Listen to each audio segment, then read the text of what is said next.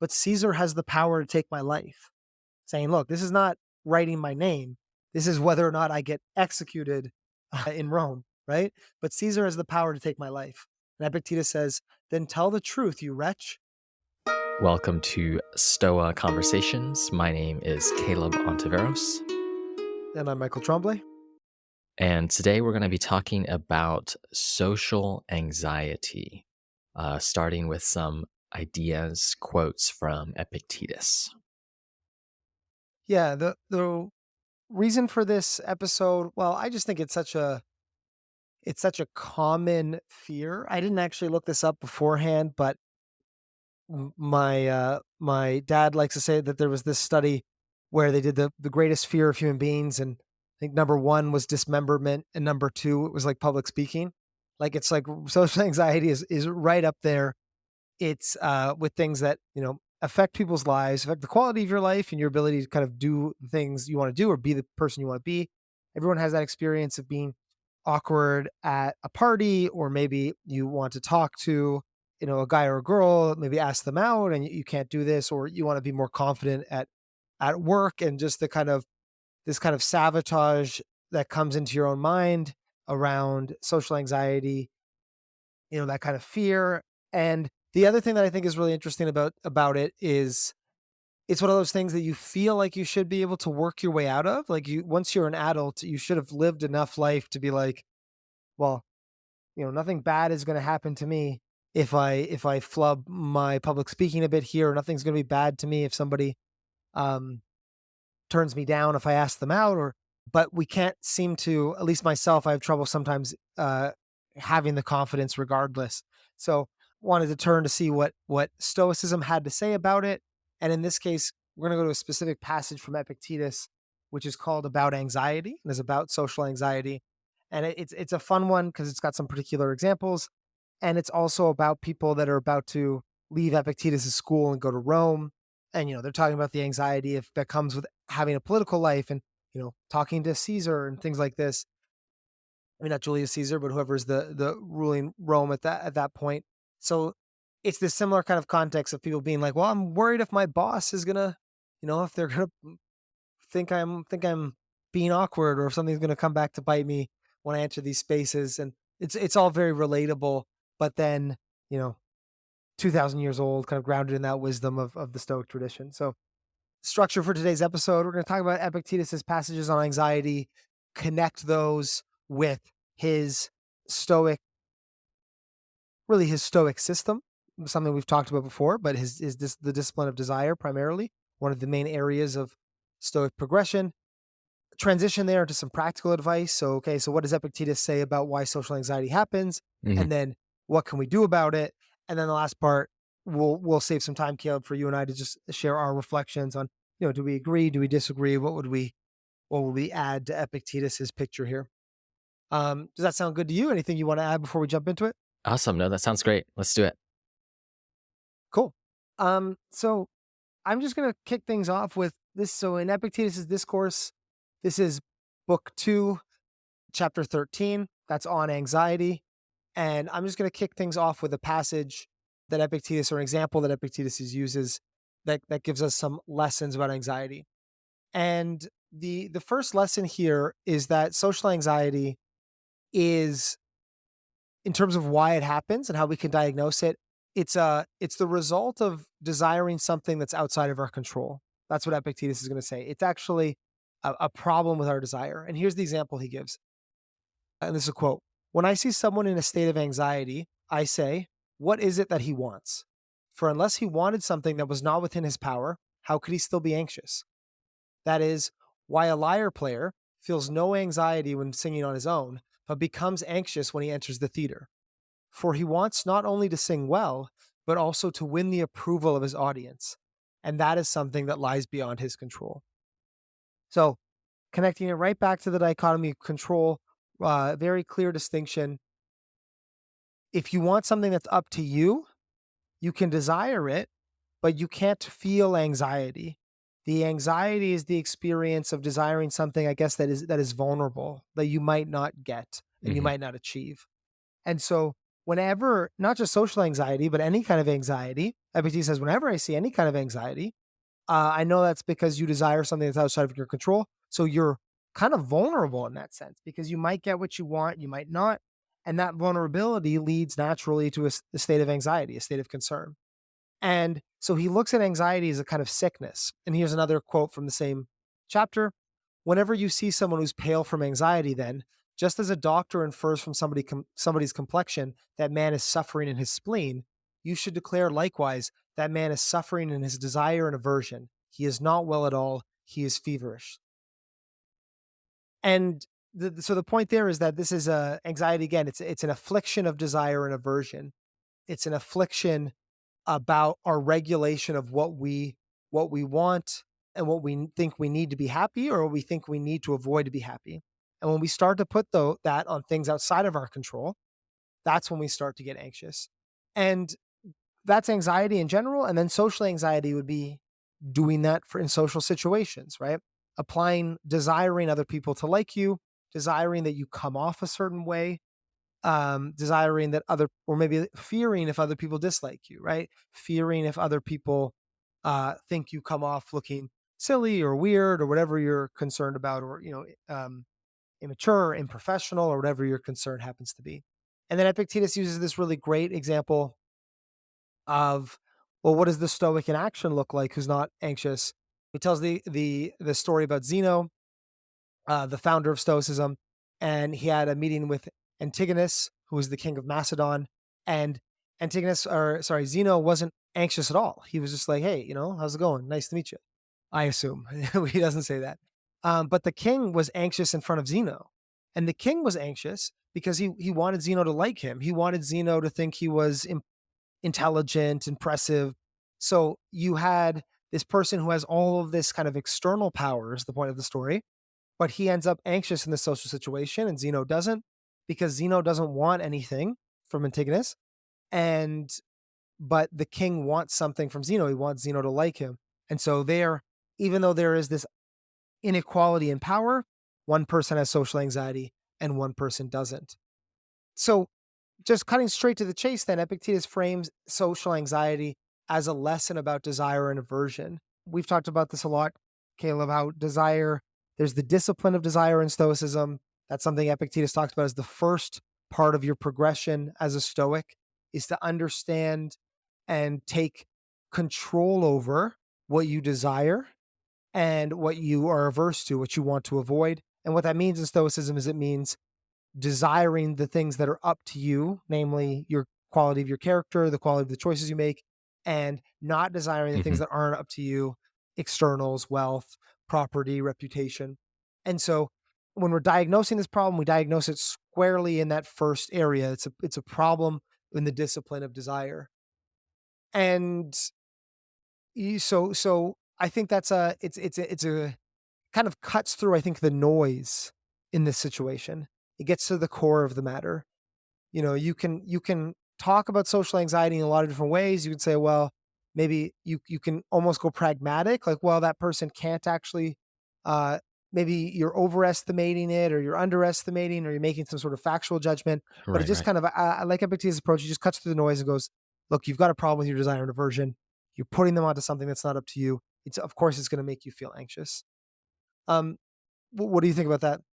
Well, first, that's just I think, a great example from Zeno of Citio. Like, and it's one thing it gets at is that anxiety, especially social anxiety, doesn't always map onto physical reality. You have this powerful king as a versus who would, uh, in all reality, be a lowly philosopher type.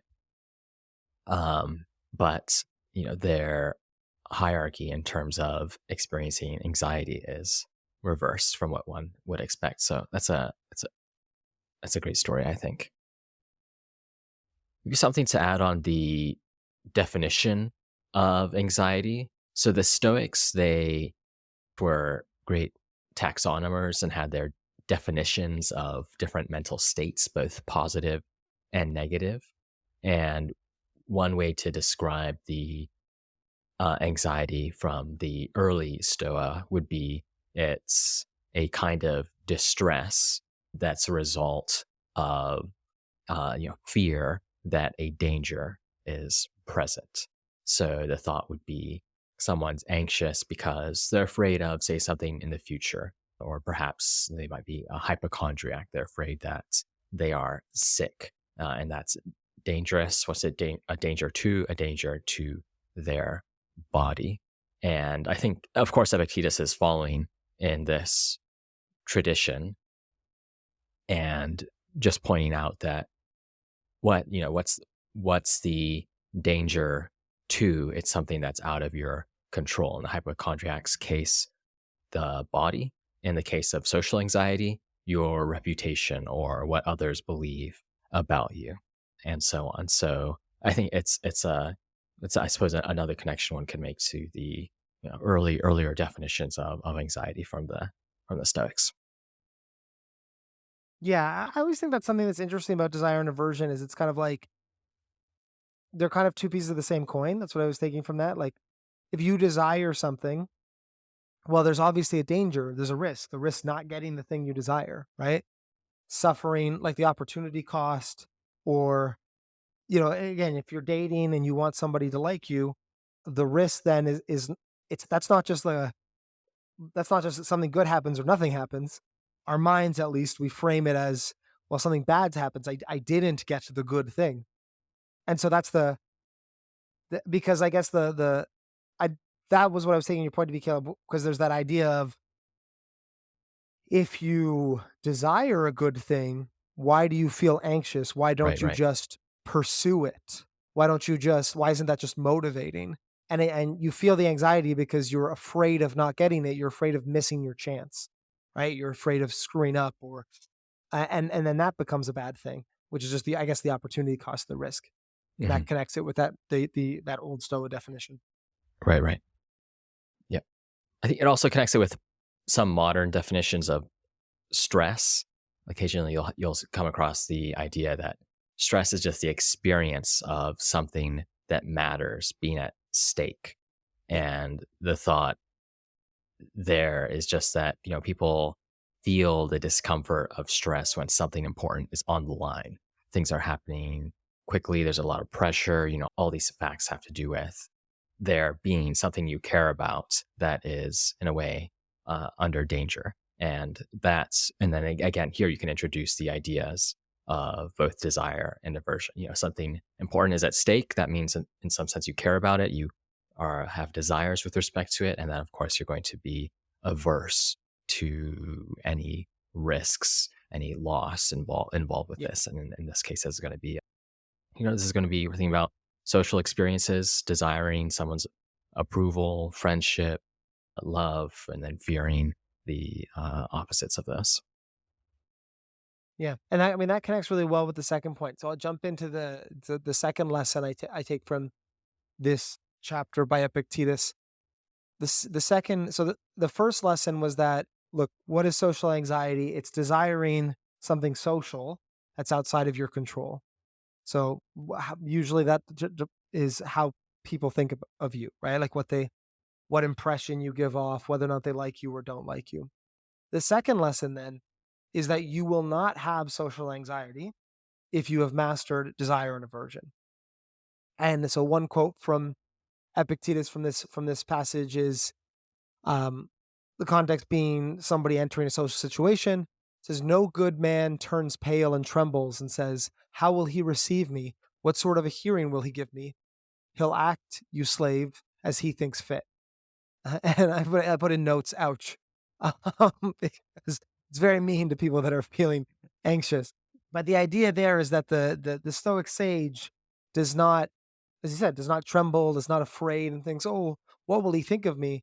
Oh, what happens if he doesn't like me?" The sage does what he thinks is right and what he thinks is fitting. And now this is an important distinction, and we've made this one a lot, Caleb, but I think it's important returning to here. The Stoic ideal is obviously that you do what you think is right in each situation, and that shouldn't be based on desiring or fearing something the other person can give you. Because if you think what's right depends on desiring or fearing what somebody else can give you, that's not a Stoic conclusion. You've made a mistake. You think the quality of your life depends on things that are not up to you. But it's also important to clarify that desire and aversion here are technical terms. We did a episode on reading the handbook, and we go over desire and aversion Epictetus in that episode. But desire is not just the thing you feel towards something you want. You don't desire in a normal. Some people might desire ice cream, but most normal people wouldn't desire ice cream. In using the Stoic technical terminology, they might want it or feel an impulse towards it. Desire is this idea of I need to get this. I need this to be happy. And aversion is the opposite. It's the very extreme reaction of if this happens, I'll be unhappy. My life will be ruined. And so because you talked about that idea about stress is the idea that something important is happening or something that matters is happening. And then it immediately sounds like, well, can a Stoic never be stressed? Like, how could a Stoic ever do well if they don't get a little bit stressed before giving a presentation, or they don't get a little bit stressed before talking to somebody new, making a good impression? And I think the distinction here, the key distinction is that you want to feel the right amount of stress, and the right amount of stress is a recognition that you would prefer things to go a certain way, but your happiness doesn't depend on them going a certain way. And so you're still paying attention, you're still conscious you're still putting effort into the situation. You're not nonchalant. You're going on a first date. You're not like, oh, who cares? Like, whatever. I'm not going to dress up. I'm not going to ask them questions. I'm just going to be like, you still care. You still put energy in. But when you start to feel anxiety is if you start to actually over exaggerate and you go into what they would say is desire and aversion. But what we might say is like thinking your life depends on this, or making that kind of mistake. So I put here in my notes, it's fine to want to impress people, but that kind of social courtesy, that's kind of social awareness doesn't bring anxiety.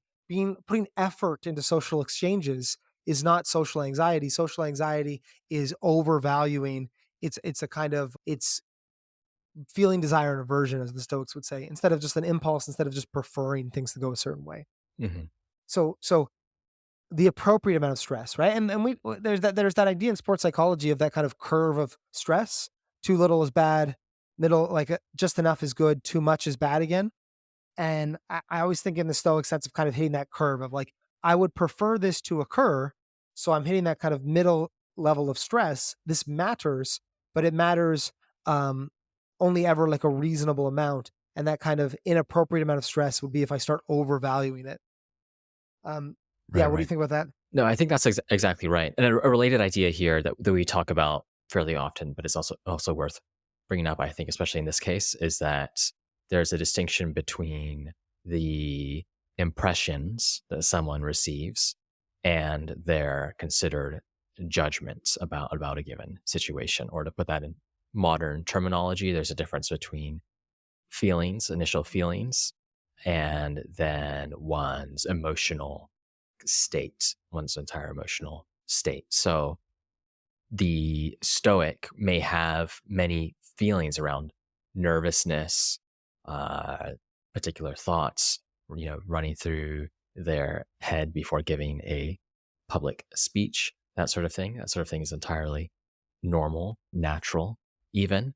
And neither Epictetus nor any of the other Stoics think that that's where the problem lies. And so the problem lies in someone who loses their composure as a result of responding to those feelings in a Mm. particular way, and that's plausibly going to be caused by the sort of deeper desires that this needs to go right, otherwise I will be ruined, or something of that nature. Like jitters before a public speaking event, that's natural, normal. Not sleeping 3 days before, well, something's gone wrong, and we want to try to correct that as much as possible. I'll give a personal example for myself. Um, I was going to speak at the largest conference I'd spoken at that point when I was doing my PhD. I got one of my papers accepted to present at an international conference, and I was just I had never been to an international conference and I was just really, really nervous. I was like really worried about what other people would think of me. They would think I was smart, if they would think my ideas were good. I was really, really nervous and I couldn't get myself out of it for a number of days. Uh, this would have been a week or two before I presented. It was really, really getting to me. And my girlfriend at the time said something that I still always use to help my nerves now, which is like, she was just, I think she was getting frustrated.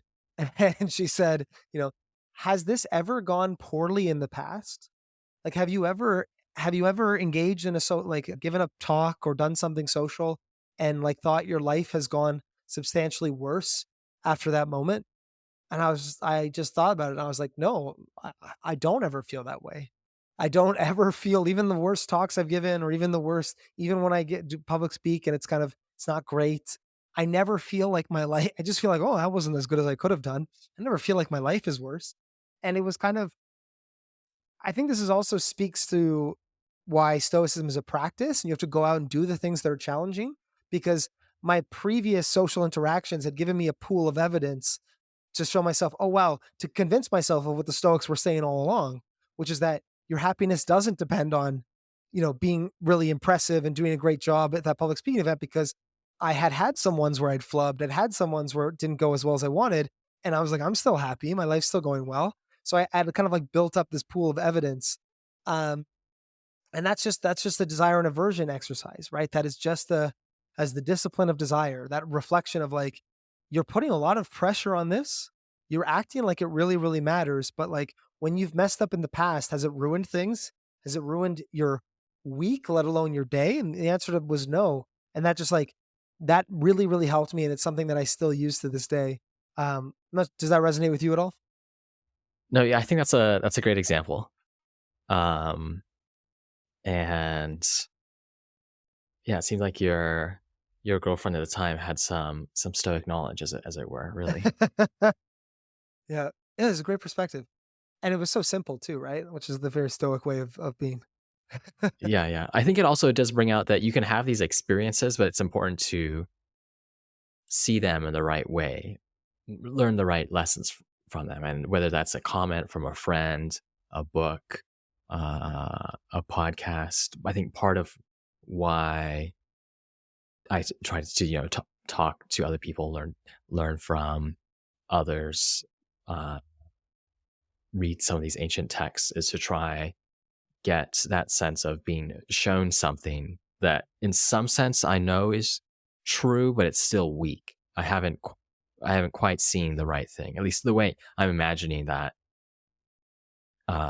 scenario you were in is you just needed someone to remind you of that fact that in some sense you already knew, but it wasn't internalized as deeply as it could have been. And there are so many things in our life like that, I think. Yeah, like the lesson was there, right? Like the whatever bad metaphor I want to use, the painting was on the wall. I just needed to like look at it. Like the information was inside of me, but it was just a bit of philosophical probing to draw the right conclusions from it. I think that's profound. And as one of the best parts of engaging in philosophy is, not a priori coming to these conclusions in your armchair, but like giving yourself a different way to recontextualize the things you've already lived and the things you've already done. Hmm. Totally agree with that. Right. One other reaction here, just connecting it to social anxiety in general, experience matters so much for so many of these different things we get anxious about: public speaking, talking to strangers, and dating, and so on. Where there's something about just encountering these situations over again with these lessons in mind that does make things easier. And I think one heuristic I've had before that's been somewhat useful, one quick one liner, as it were, is that when I fail to put myself out there, then I'm sort of robbing myself of these kinds of experiences that whether it's selling something. It's always uncomfortable to do if you're in different positions, if you haven't done it before, if you're not an experienced salesperson. um, but whenever you pass up those opportunities, come up with some excuse, some rationalization why this person isn't a good fit, then you're robbing yourself of experience that you can use to make yourself a better salesperson, someone who has more confidence in their skills and their social encounters. That's a heuristic that at least I found useful before. Is that, one addition, if you need some additional push to put yourself out there, is that there is something valuable in these kinds of experiences. And if you're like me at all, sometimes you might rationalize away, oh, I don't need to talk to that specific person at this time, and so on. Yeah, I mean, we had an episode about anti-fragility not too long ago, but this idea of putting some skin in the game, which is to say, like, it should sting a bit, not too much, but you want to find that kind of thing that you care about that makes you a bit uncomfortable, and then kind of force yourself to do it many times, because if it's uncomfortable and you force yourself to do it, you're almost more likely to take a lesson from it, right? If you're not paying attention, you don't care at all, I might entirely forget what happened.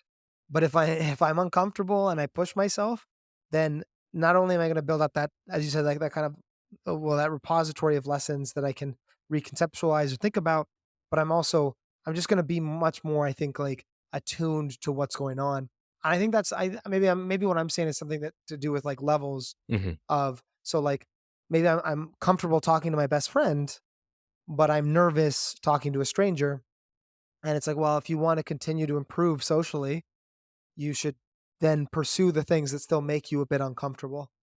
And yeah, that's great. Just put yourself out there. Absolutely, don't deprive yourself of the opportunity to learn. So those were two pieces of practical advice from us. But let's pull it back to Epictetus and what his practical advice is. And I think some of it's similar, and I think it's really good. So I wanted to share that. Um, so two pieces of advice from Epictetus about how do we decrease our social anxiety. The first one is to learn social rules. To quote Epictetus, he says, where he, which is the lyre player he was talking about earlier, that person who was comfortable playing their instrument in private but gets nervous when they go on stage, where the lyre player has skill, then he has self assurance too. Bring any layman you please in front of him, and he won't be concerned. But where is it the yeah, but where it is the case of something he doesn't know, this is where he feels anxious. So what does this mean? That he doesn't know what a crowd is, or he doesn't know the applause of a crowd. And what Epictetus is pointing out is that we feel comfortable when we understand things, when we get the rules of things, when we conceptualize what something is. So the person who's mastered their instrument, they don't feel nervous playing guitar. They could do the, he's talking about, play Wonderwall around the campfire with some regular people. He knows how to play Wonderwall around the campfire. What he doesn't know is how to play the big stage in front of 5,000 people. Doesn't understand what makes them applaud or what makes them boo. So when we're anxious about something, when we're anxious about social things, when we care about doing well, but we don't fully understand the rules of the game. We don't fully understand how to succeed in these social situations, or what the situations. There's often unwritten rules in these kinds of social situations. So another quote from Epictetus. Somebody, this is a student talking first about why they shouldn't put themselves out there. But I'm afraid I'll lose my composure. Epictetus responds, if you were going to write the name Dion, would you have that fear, the fear of losing your composure? Not at all, says the student. Why not? Isn't it because you've studied how to write? Exactly, says the student. What then, if you're going to read, won't you be in the same position? Just the same. What is the reason then? Why, it's because every art brings a certain strength and confidence within its own field. Haven't you studied how to speak? And just to translate that into common English, Epictetus says, would you be nervous to write your own name on a piece of paper? And the student says, no, that's silly. Of course not. Well, that's because you've practiced writing your name on pieces of paper thousands of times. You're nervous about public speaking. You're nervous about going out to talk to that stranger.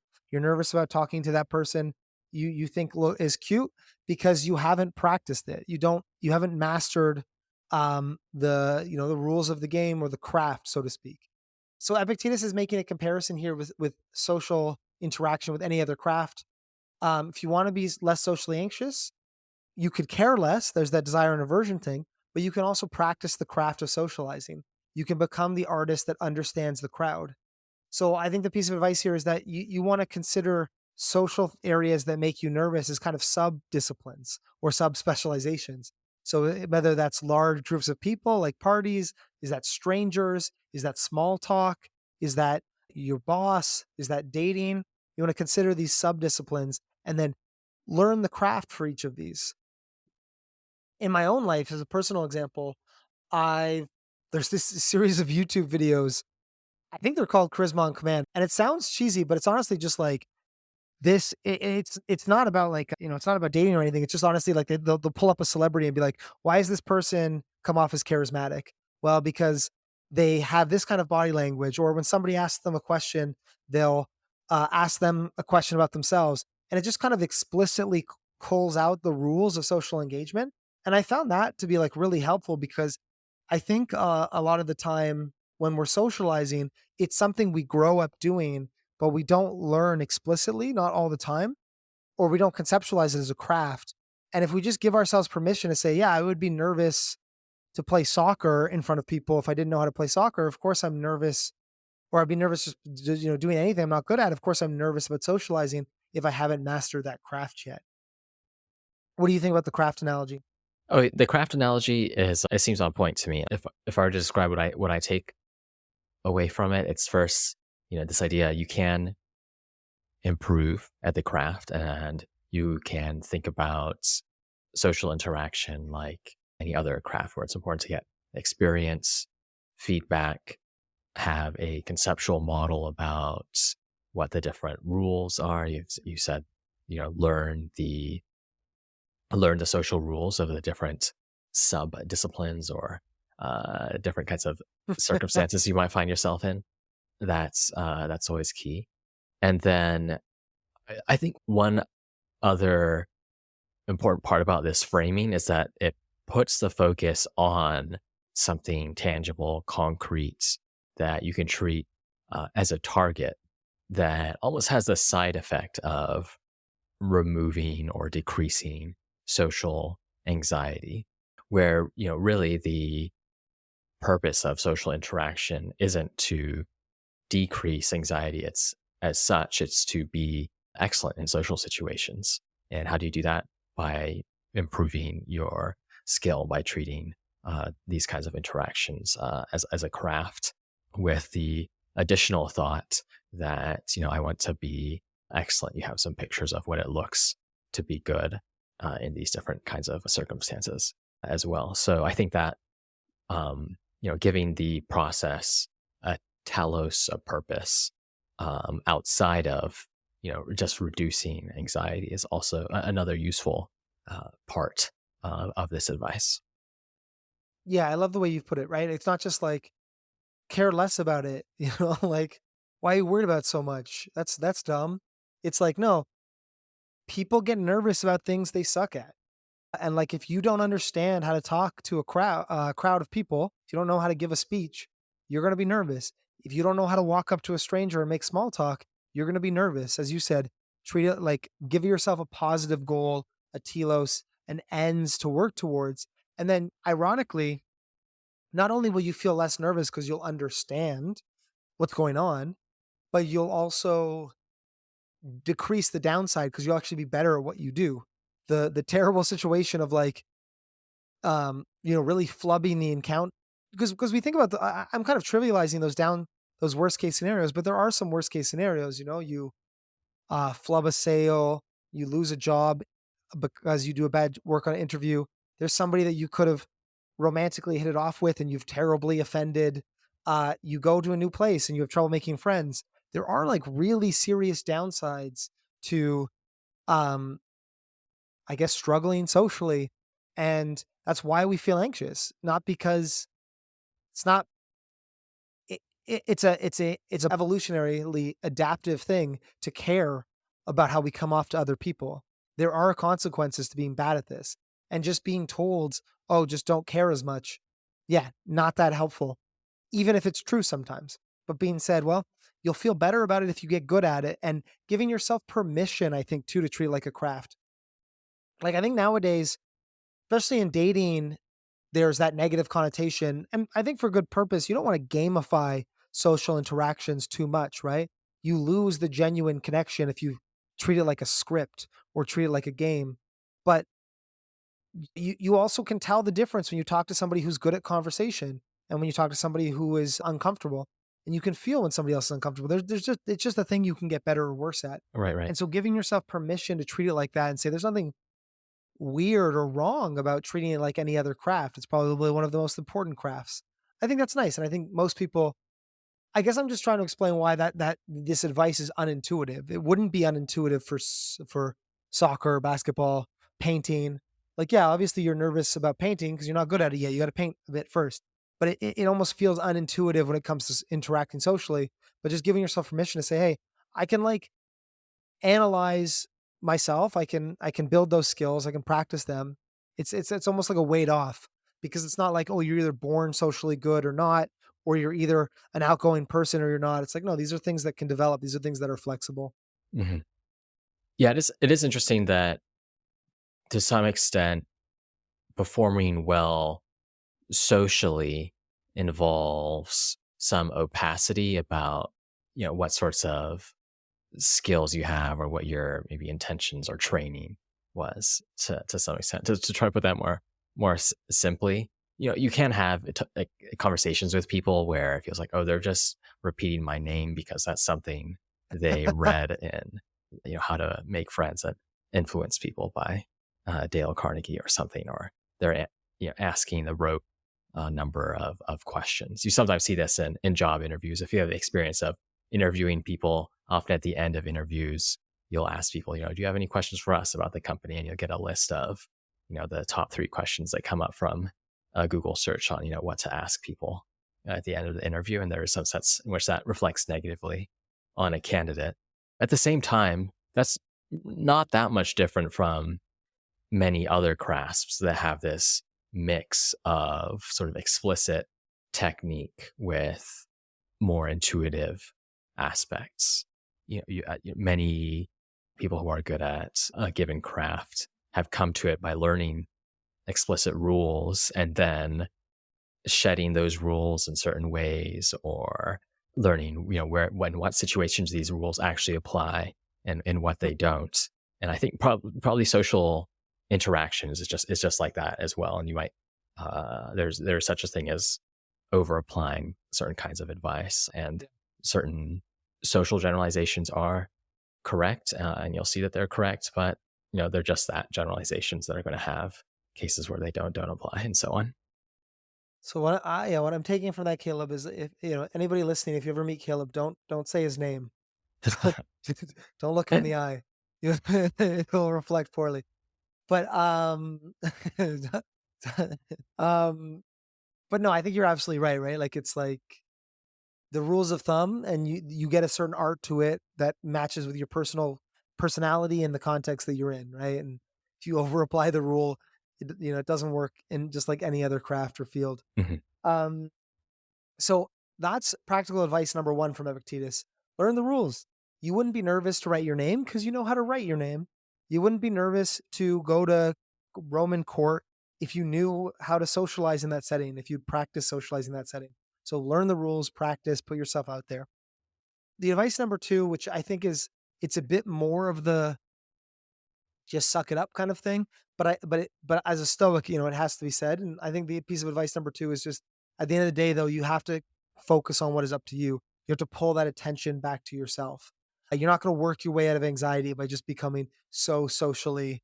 I'm sure the king that was talking to Zeno, I'm sure he's pretty socially good, but you can't work your way out of anxiety just by focusing on the external. You got to pull it back and focus on the internal too. So one of Epictetus's, so that to conceptualize, or sorry, to contextualize this quote, Epictetus's student pushes back against the craft analogy and says, well, like it's not like other crafts because the social craft is the most important one. It's the one that has the highest consequences if you flub. And so here's the quote again, starting with the student. The student says, but Caesar has the power to take my life, saying, look, this is not writing my name. This is whether or not I get executed in Rome, right? But Caesar has the power to take my life. And Epictetus says, then tell the truth, you wretch. Is rough. And instead of bragging as you do, don't claim to be a philosopher and don't fail to recognize who your masters are. But as long as you let them have this hold on you, place yourself at the beck and call of everyone who is stronger than you. And so what Epictetus says is, says, look, like, yeah, you're right. If you're the kind of person who doesn't believe in stoicism, if you're the kind of person who thinks a happy life depends on what other people can give you, then there's only so much building social skills can get you. You at the end of the day, you're still going to be anxious because human beings are anxious when they think something matters. That when they have desire or aversion for something. And as long as you have desire or aversion for something that Caesar can give you, you're going to be anxious when you're in front of Caesar, you know? As long as you covet, as long as you covet something that somebody else can give you or take away, they're your master. This is a classic Epictetus argument. They're your master. They can control you. You're not free. You're the real slave. And Epictetus, who was a slave, he's making that kind of joke to these rich young students. You think I'm a slave, you're the real slave. These are you actually have a master, which are these powerful people in Rome. They control you.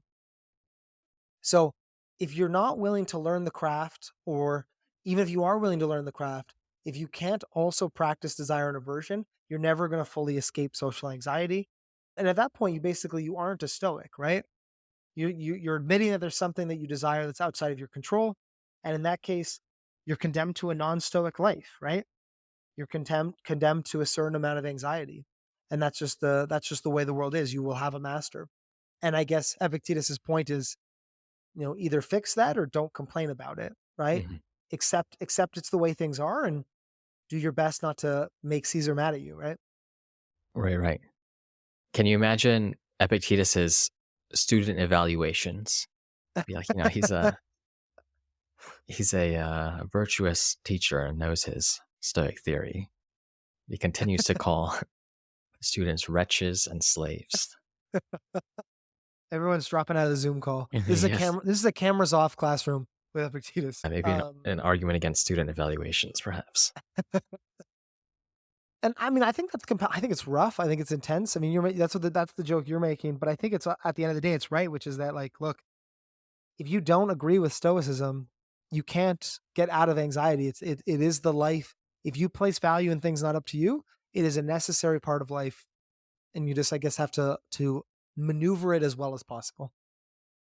Right, right. Yeah, I suppose at the end of the day, it comes down to this idea of Stoic freedom. Caesar has the power over the student's life in a real sense if they have this non-stoic attitude because he has this power over their happiness. And we're not talking about happiness in the sense about whether they merely feel good or so on, but whether on reflection they think they've lived a good life or the life they want to live, their sort of ultimate aim they have for their life. And that's, I think, if you need motivation to accept this stoic idea, it does come down to being self-sufficient, being free, not having others, their whims, virtuous or not, be your master, determine the course of your life. Yeah, it's just like there, as you said, it's about freedom. If you genuinely think you're not free, like if you acknowledge that Caesar is your master or your boss, or I don't know, the cool person in your social group, if you acknowledge these people are your masters, they have control over your life, then you're naturally going to feel the human reaction of anxiety. So it's about, the Stoic thinks that's not good and not true, or doesn't have to be true.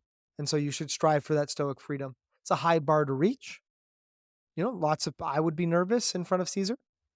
It's not me giving it's not a, it's not playing your instrument in front of a crowd. It's a high bar, but it's the I guess in that way it makes it clear that social anxiety is not it's also not something trivial, I guess. It's not just like, oh, you shouldn't feel nervous about this. It's like, yeah, social anxiety connects with all of our other kinds of fear. And until you are the sage, there are going to be social situations that make you nervous. There's going to be social situations that make you anxious. what you want to try to do is you want to try to practice your social skills to minimize the social component of that. Hmm. If I'm afraid that Caesar is going to kill me, well, have your fear be about death, not have your fear be about how well you speak. Try to practice your skill to minimize the social part about it. And then just continue practicing desire and aversion, continue practicing that discipline. eh, and then if you can get those two things right, you're in a pretty good spot. One of those pictures is negative, care less or care more about the right kinds of things, less about the wrong kinds of things. And one of those pictures is positive, build your skills, build your craft. And yeah, mean to call everybody wretches, but I think it's a pretty compelling picture. Yeah, no, yeah, I think so. I think it's certainly compelling. I suppose it's reminds me of the Invictus poem. I'm the master of my fate. I am the captain of my soul. And that's sort of Hmm. the aspiration. And of course, feelings of anxiety might be natural in this picture. You're not even here. Epictetus isn't counseling being unfeeling like a statue. Instead, he's pushing against these considered judgments people have, their reactions to their feelings. Um, the fact that these anxieties can end up running people's lives, as it were. Yeah, exactly. A sustained, the kind of sustained feeling that really changes how you live, Hmm. not some jitters or butterflies, right? Yeah, or even just perhaps even an assumption, something that's unstated. I think is something many of us have noticed before. It's just part of the background. Uh, like the Caesar example is a good one. Caesar has the power to take your life. That's terrible. You ought to make sure he likes you. That sort of thing. Yeah, the social dynamic, it's this context that pulls out the unstated desire that's somewhere else, right? So it's like, well, I want my boss to like me. Why? Well, because I really care about my social status and my money that comes from my job. And so you think, well, is that a social issue or is that actually um, an unstated desire that comes from somewhere else, right? Hmm. And so yeah, there's that kind of connection there. So that's a summary of uh, Epictetus on anxiety. So look, anxiety is about desiring something that's outside of your control. And so the sage, the perfect stoic, isn't socially anxious because they've mastered desire and aversion. What should you do about it? Well, first, you should learn the craft of socializing. It's natural for humans to be uncomfortable with things they don't know how to do well. Give yourself permission to learn that craft. Um, and that connects to the things we were saying about put yourself out there, practice, learn from your failures, learn from doing social things that scare you. And then the other piece of advice is to, in these situations, focus on what is up to you. In these situations, try to limit the amount of power other people have over you by controlling your desire and aversion. That's Epictetus on anxiety at a high level. Um, last part of this, Kayla, we were going to chat a bit about what we think or anything we changed. I've done a lot of talking. I know you have some notes here. Did you want to jump in with any reflections on that as a whole? Well, it connects nicely with a previous episode of ours on the two handles, I think, where if you're thinking about given social situation you're nervous about, you have the sort of non stoic handles, those interpretations we have that we've been talking about, that maybe exaggerating the harms of social failure or seeking social success regardless of what it does to your character and so on. And then on the other side you know you have that thought, let go of that handle. Those sorts of things are not up to you. They're not virtuous. Um, but then you have the positive picture of, grasp onto these ideas of improving your social skills, seeing sociability as a craft, in particular, a way to perform your roles well. So you have that positive vision too. So I think this is an application of that other analogy we have from Epictetus. You have those two handles you can grasp, reject these false beliefs about social anxiety and its harms, and then pick up those more positive interpretations. And I think different there are different spins for different people here, but this central Stoic one is, that ultimately focused on being the kind of person who is excellent in social interactions, and that's the target to aim for. That's, both as a matter of who you are concretely as a particular person embedded in all of your relationships, but also in the abstract sense. We're all humans, we're rational creatures and social creatures, of course. Yeah, and to connect that back to the episode, like I think it fits perfectly. But there's that kind of third choice we talked about, which is not picking up either handle, which is that just like, yeah, that rejection Hmm. and just the importance not to do that. Like, yeah, socializing scares you, or not just socializing. Like, yeah, you could have generalized social anxiety about any kind of social interaction, or it could just be like performing scares you, talking to strangers scares you, but don't just walk away. Take, as you said, take it up, pick it up, but pick it up in the right way. But don't not become a hermit or something, but don't isolate yourself because it's difficult. Because as you said, we're social creatures, and um, you don't have to be the most outgoing person in the world, but there is, I think a very meaningful part to our lives is socializing, and socializing well. Hmm. Yep. Yeah, absolutely. Another key idea here, I think often when you're once focused on reducing social anxiety, it's easy to overlook the positive roles, or the positive purpose that, things like nervousness or discomfort can play in social situations.